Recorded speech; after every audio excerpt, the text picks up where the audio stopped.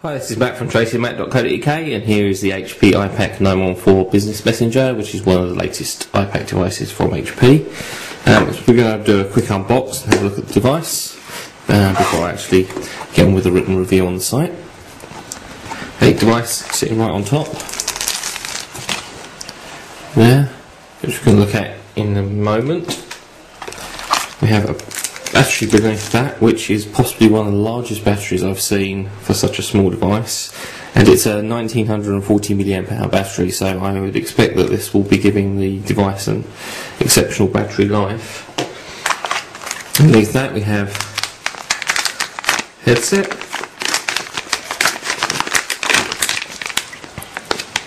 which has got a mini USB style connector on one end with an inline microphone with volume control and a push button, and obviously there are headphones on the other end which seem kind of okay. Interesting design, quite lightweight. There are adapters and mains charger, so you can use the charger in different geographical regions. Interestingly, the charger is a USB style, so it uses the mini USB to USB cable which is supplied, which is a pretty standard bit of kit. With that, I have a bit of paper there talking about Google Maps, a welcome guide, and a sealed pack, the getting started guide, the manual, and then on the back there's a CD with active sync, and probably, as is typical, a demo version of Outlook 2007. So let's have a look at the device. It's a, I guess you'd call a BlackBerry style fixed keypad on the front with a screen above. Let's just peel off the screen protector here. A landscape screen in 320 by 240. It is touchscreen though, which is fairly unusual for a fixed keyboard device like this.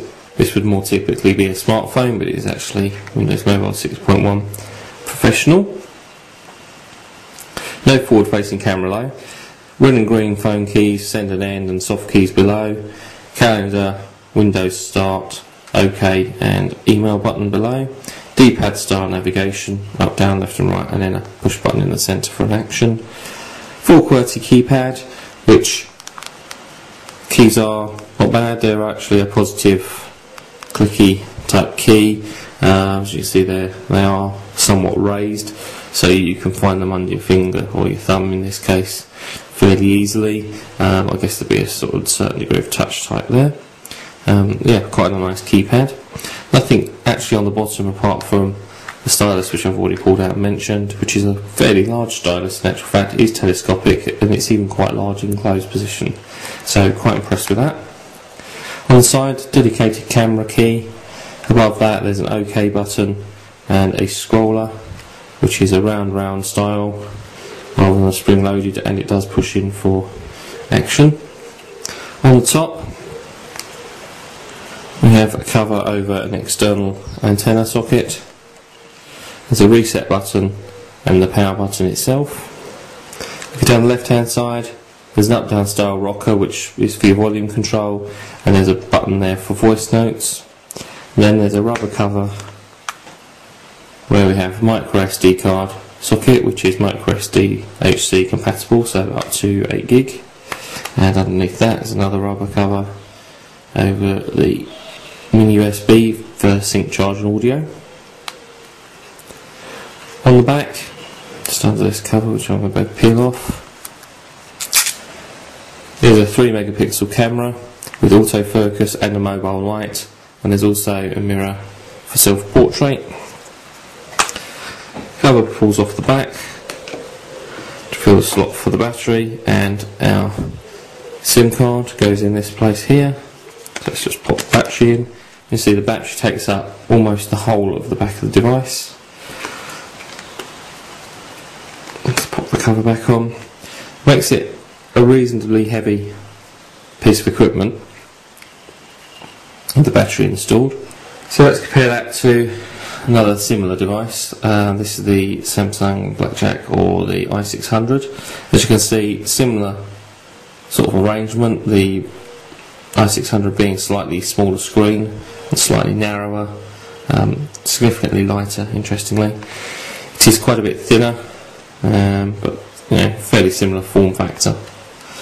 Keys on the i600 being obviously slightly different and a bit more spaced out, but there's no touchscreen on the i600, which appears on the 914. So let me just run down the specification. It is Windows Mobile 6.1 Professional, which obviously includes touchscreen. Processor is an Intel Xscale CPU, 416 MHz, so pretty decent. 256 meg of ROM, and there is 128 meg of RAM, which is pretty good. 2.5 inch TFT display, which is 320 by 240, as I said, touchscreen. It's quad band and supports GPRS, Edge, 3G and HSDPA coverage. Bluetooth 2 with EDR support, and wireless LAN, which supports 802.11b and G. No infrared, unfortunately, on this device, but that's becoming less and less common anyway. 3 megapixel camera, as I already mentioned, which does have autofocus, and finally does have built-in GPS, which is an AGPS chipset. So I'm going to be reviewing this device over the next few days, and I expect to review online in about a week or so.